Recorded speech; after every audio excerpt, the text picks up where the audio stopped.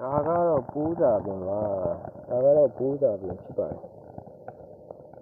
ပိုးစာပင်မှာဒီမှာအသီးလေးတွေလိုက်ဒီဖြစ်မဲ့အရာလေးတွေလိုက်နေပါသူ့အားကောင်းလို့ဆိုပြီးတော့ကျွန်တော်အပင်ကိုအရွက်တွေဖြတ်ချထားပါတယ်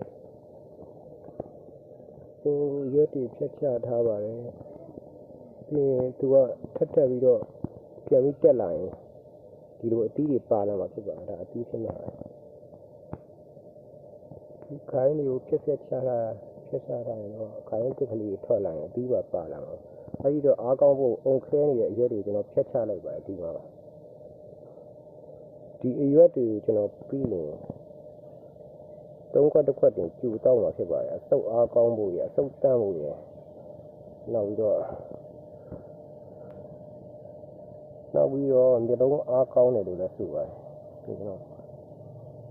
ဒါကဖြတ်ပြီးတော့ကျွန်တော်ခဏထိုးထားတယ်ပြီးရင်တော့4-5 ရက်ကို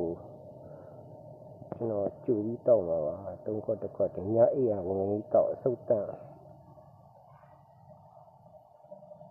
ဆုံးတော့ဒီလိုလေးပြီးရင်ဒါကိုရေးဆေးပြီးတော့ကျူမှာဖြစ်ပါတယ်ကျက်ဦးနဲ့ပြုတ်စားလို့ရတယ်လို့လည်းပြောပါတယ်ကျက်ဦးနဲ့ပြုတ်စားတယ်မျိုးလုံးအားကောင်းတယ်ပြောပါတယ်ကိုယ့်အတွက်အဆင်ပြေမဲ့နည်းလမ်းလေးဒီမှာရှိတာလေးကျမ်းမာရေးအတွက်ဆေးပြလည်းဝင်အောင်လို့